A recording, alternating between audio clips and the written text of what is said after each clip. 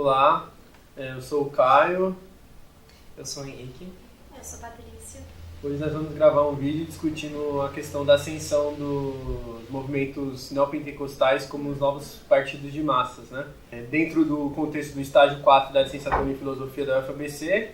Tá, então primeiro eu queria fazer uma distinção sobre essa questão, né? Religião, filosofia e ética. Porque a filosofia e a religião são duas formas de conhecimento diferentes, né? E a ética é uma área de conhecimento também que é diferente da moral.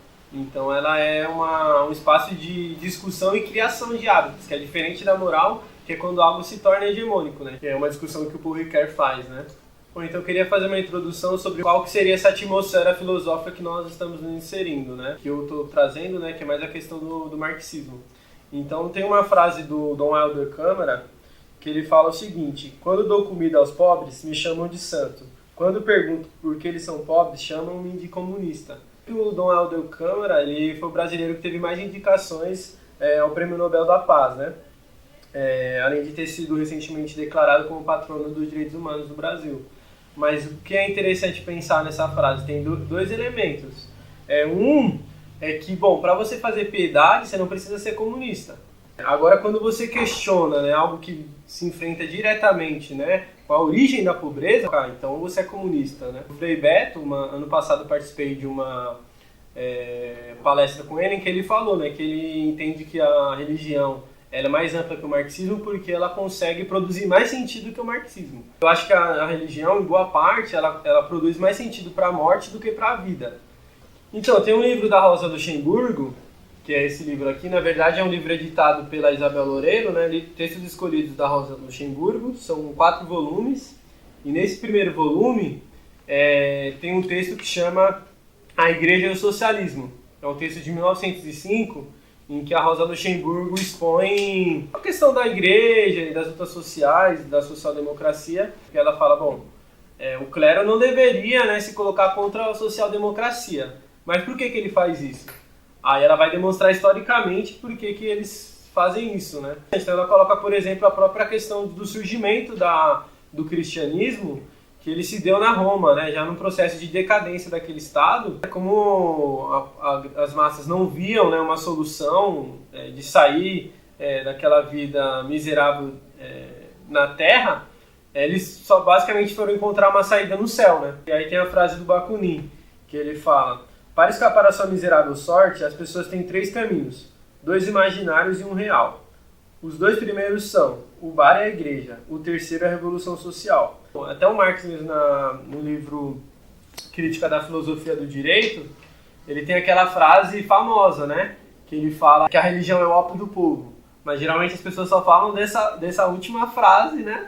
Não falam o parágrafo inteiro. E fala inclusive que ela é o suspiro de um mundo sem coração. Então ela é também uma forma de negação, né, de um mundo coisificado, né, de alienação, em que as pessoas não se relacionam de uma forma orgânica, de uma forma mais humana, né? O Bakunin fala aqui, né, que seria uma forma imaginária, né? Não é real, porque é uma coisa que é transcendente ou que no mínimo é limitado, que não vai resolver de fato assim, aquele problema. Então, tudo isso para falar, né, que o marxismo, que é uma abordagem que estou trazendo é uma posição científica, né?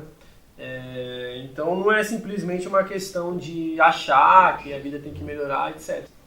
O Marx diz: portanto, a tarefa da história, depois de desaparecido além da verdade, é estabelecer a verdade do aquém. A tarefa imediata da filosofia, que está a serviço da história, depois de desmascarar a forma sagrada da autoalienação humana, desmascarar a autoalienação nas suas formas não sagradas. A crítica do céu transforma-se assim na crítica da terra, a crítica da religião na crítica do direito, a crítica da teologia na crítica da política.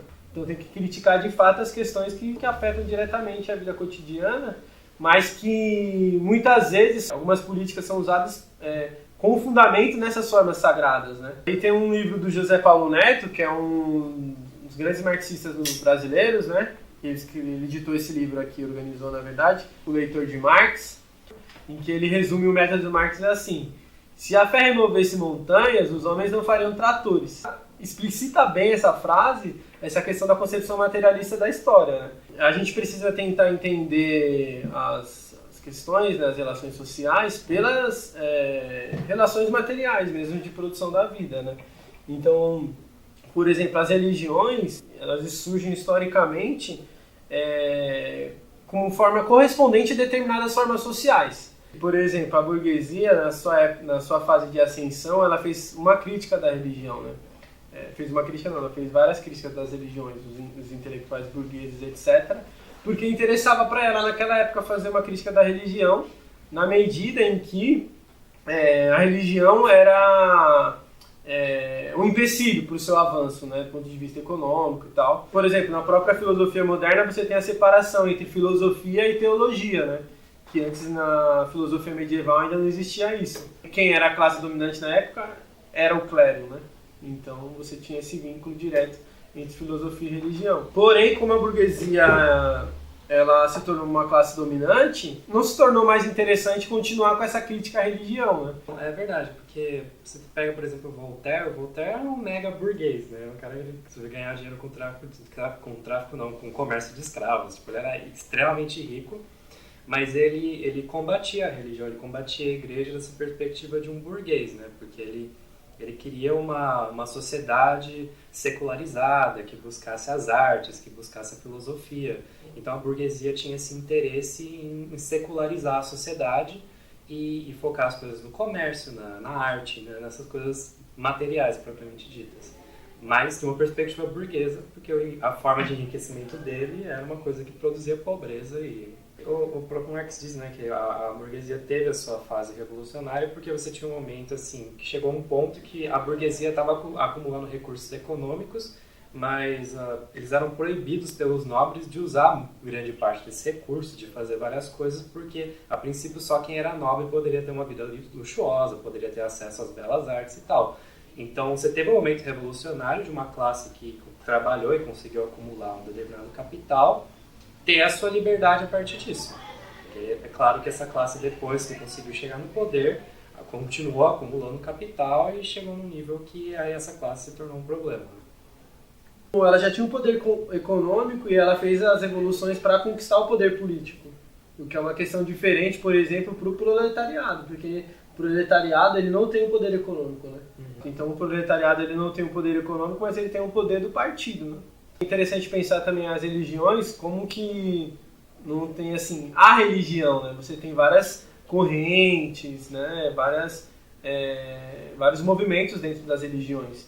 Então, em vários momentos históricos você tem o clero, por exemplo, alguns religiosos se juntam com concepções mais de direita e outras vezes com concepções mais de esquerda, né? Então, por exemplo, na Revolução Sandinista, que tem até um livro que foi escrito por um militante brasileiro, que chama Alexandre Brasil, que chama Revolução e Contra-Revolução na Nicarágua. Lições para a esquerda e para os trabalhadores no Brasil de Lula. Porque na Revolução Nicaragüense, você teve vários padres que participaram ativamente, né, da Revolução, que foram integrantes, inclusive, da Frente Sandinista de Libertação. E, por outro lado, se você ver, também teve outros movimentos que os padres se juntaram com o movimento de direita, né? Como é o caso, por exemplo, da Guerra Civil Espanhola. Como é o caso do próprio Vaticano, o Tratado de Latrão, que foi uma concessão do Mussolini, né? Uma concessão que reconheceu a soberania do Vaticano dentro da Itália. Em troca, claro, do apoio da Igreja Católica ao fascismo, né? Porque, assim, quando você teve esses grandes embates travados, né, entre o proletariado e a burguesia, ambos foram formando suas respectivas consciências. Então, por exemplo, para o proletariado, você tinha os grandes partidos de massas, né, durante o século XIX, né, 1800, ali, 1848 foi quando foi lançado o Manifesto Comunista, ali no contexto da Primavera dos Povos, etc. Então você tinha, né, essa clareza entre essa distinção entre as duas grandes classes sociais. Mas com o próprio desenvolvimento do capitalismo, o proletariado ele foi sendo inserido dentro do próprio circuito, né, de produção e circulação do capital. Então a própria questão da democracia de massas, né, de poder votar, escolher, teoricamente, né, escolher os representantes, etc. O consumo, né, essas questões, a classe operária, o proletariado em geral, ele conseguiu alguns benefícios dentro do capitalismo que acabou, de certo modo, amenizando, né, todo aquele programa de superação do capitalismo, né? Então, recentemente nós vimos esse processo de crescimento e ascensão das igrejas neopentecostais na cena pública, né? Só que isso também não brotou do nada, né? Você tem todo um processo que permitiu, de algum modo, que isso se deu. E aí a gente precisa voltar para entender historicamente. O próprio PT, quando ele foi fundado, sempre foi um partido operário que mesclado com outras correntes. Por exemplo, a própria questão da teologia da libertação, que é uma perspectiva religiosa, né? Então é algo meio eclético ali que mistura diversas perspectivas. O Lula, em 2002, né, na verdade um pouco antes, quando ele vai se eleger, ele fez um pacto, que é bastante conhecido também, com José de Alencar, que era do PSL, Partido Social Liberal. E que depois migra, né, para o PRB, que, como todo mundo sabe, é o partido da Universal, né? E o próprio crescimento das bancadas, especialmente da bancada evangélica, se deu nesse processo, né?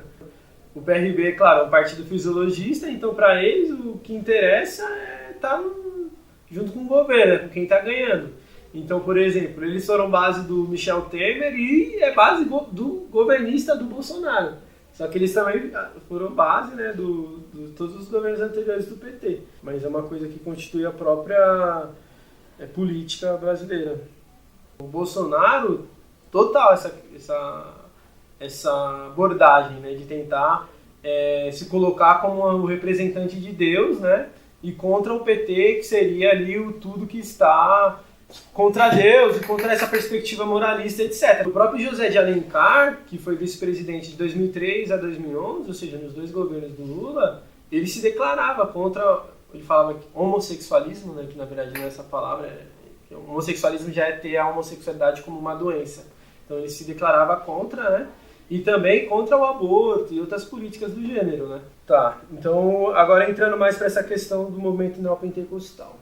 Como nós conversamos, a igreja ela sempre teve muito essa perspectiva, essa capacidade imaginativa, de criação, né, de utopias mesmo. Então isso, por vezes, acaba chamando a atenção das pessoas mais pobres mesmo, mais miseráveis, né? E que acabam achando nisso uma certa salvação mesmo. Quando você vai discutir com uma pessoa que tem uma perspectiva dessa, né, não adianta a gente tentar falar de outro sistema de referências. Você tem que entrar um pouco no sistema de referência daquela pessoa, um pouco que faz sentido para ela, e a partir dali mostrar onde que estão colocando ideologias políticas e tal, porque então você tem que conhecer, sei lá, livros, citações bíblicas, as que eles usam, as que eles pegam fora de contexto para manipular e colocar coisas, tipo, você tem que conhecer. Tem uma discussão com um evangélico que eu tive que eu citei o livro de Jó lá para explicar, porque é um livro que, tipo, uma das conclusões é assim: não faça teoria sobre Deus, você não entende nada. Tem uma hora que eles estão lá especulando, eles criam várias teologias diferentes, Deus baixa e fala: olha, você conhece a natureza? Você conhece todos os animais? Então para de inventar teoria que você não conhece nada. Então sacrifica um bezerro e eu te perdoo. Deus do Velho Testamento faz isso, né? É estranho. Ele pede a galera matar os bichinhos e depois perdoa todo mundo. Então, a Rosa Luxemburgo, naquele texto que eu comentei no início, ela faz justamente isso. E aí ela vai demonstrando isso. Então eu vou ler uma parte, né, que ela comenta. Tem vários trechos, mas que ela comenta inclusive o Levítico, né? Ela fala: os social-democratas têm por objetivo instaurar em todos os países uma ordem social baseada na igualdade, liberdade e fraternidade de todos os seres humanos. Novamente, o clero deveria receber com alegria a mobilização dos social-democratas, se ele for sincero em defender que seja aplicada na vida humana o princípio cristão: amarás o teu próximo como a ti mesmo. E assim, ela vai citando vários trechos da Bíblia e falando: bom, se você for cristão mesmo, não tem sentido você ser contra os sociais-democratas. Ela cita também aquele outro, de Mateus, né? É mais fácil um camelo passar pelo fundo de uma agulha do que um rico entrar no reino de Deus. Então ela vai citando vários trechos da Bíblia e demonstrando: bom, alguma coisa está estranha, né? Porque o que o clero está defendendo, ela usa essa expressão, está em flagrante contradição com os ensinamentos cristãos. Sim. Então alguma coisa tá errado, né? E assim, sei lá, o cobrador de impostos é um dos vilões bíblicos mais frequentes nas histórias, assim, né? Que é o cara que não trabalha, ganha um monte de dinheiro e ferra com as pessoas que trabalham porque acumulando, né? E aí tem uma outra questão que ela vai colocar também, que tanto no caso da burguesia como o clero, os religiosos em geral, em termos, os religiosos não, os representantes, né, da igreja, eles também não trabalham, né? Então, na verdade, eles são parasitas que vivem da expropriação do trabalho alheio. Então... Pesadão esse vídeo. Então esse é o limite, né? Porque ao mesmo tempo que eles defendem lá, todos são iguais perante a Deus, etc., mas não é bem assim, né? Os liberais hoje eles são tão contra a ideia de, por exemplo, você tem impostos sobre os sujeitos mais ricos, né? Você tem impostos que são mais proporcionais com o quanto que o sujeito já acumulou. Mas as igrejas meio que fazem isso, né? Porque quando você tem um milionário, um bilionário que é associado a uma igreja, ele paga aquela porcentagem do salário dele para a igreja e é uma quantidade exorbitante de dinheiro que a igreja ganha em cima daquela pessoa. Mas quando o Estado tenta fazer isso para talvez nivelar um pouco que seja a desigualdade social, isso é comunismo, isso é socialismo, isso não pode, isso é roubo, né? Imposto é roubo. Mas a igreja faz isso. Pra fazer canal de TV, propaganda no rádio, vira um comércio da própria igreja, assim, né? O neopentecostalismo, ele emerge nessa década de 70, 80 ali, né? Que é quando você tem um processo ali de degeneração completa, né, do chamado socialismo real. Você tem aí, por exemplo, a tese do fim da história, né? Em que, bom, o que existe agora é o neoliberalismo, né? Isso tem um impacto muito grande, né, até hoje na sociedade, que é uma falta de perspectiva total em termos de alternativa social, histórica, né, ao sistema que a gente vive. A questão da teologia da prosperidade, né, que ela é uma coisa que acaba tendo um vínculo muito grande com o neoliberalismo, com a questão do empreendedorismo, você ser um empreendedor de si, você se tornar o seu patrão, né? Qual o grande sacrifício nessas igrejas? É um sacrifício financeiro, né? Sacrifício para Deus, que seria... Quanto mais você conseguir entregar, você vai ser mais vitorioso, né? É curioso que a origem do protestantismo era de um movimento religioso se voltar contra as hipocrisias do catolicismo, né? De reter o conhecimento da Bíblia, de ficar inventando rituais religiosos que envolviam o fiel dar dinheiro para a igreja por motivos bestas, comprar terreno no céu, como você diz. E aí hoje as igrejas neopentecostais estão fazendo exatamente isso, inclusive se especializando nisso, né? Exatamente, aí que entra a questão, porque, bom, o protestantismo surgiu antes da fase fase decadente da burguesia. Então agora é diferente, porque a religião evangélica está servindo de apoio, base de sustentação do capitalismo e da burguesia na sua fase de decadência.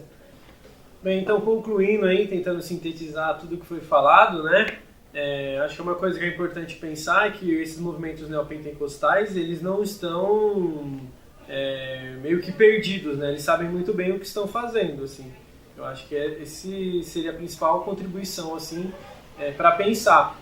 Começou no legislativo, elegendo vereadores, deputados, hoje já tem senadores eleitos. E claro, você tem um processo de evangelização assim, massiva, né? Televisão, rádio, livros, redes sociais.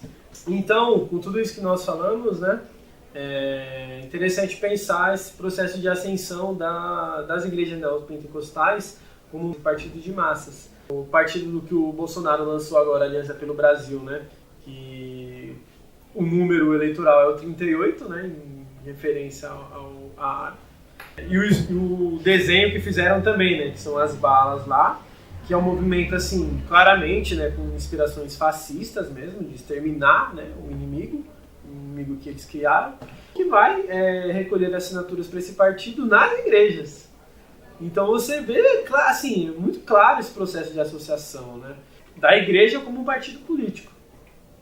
Então, cara, é interessante porque, tipo, você trazer essa perspectiva marxista, porque, assim, nas igrejas tem um trabalho de demonização do referencial socialista e tal, e, assim, você pode discordar, você pode ter todas as perspectivas, mas você tem que entender que, tipo, eram pessoas tentando pensar como talvez melhorar a sociedade, é só isso.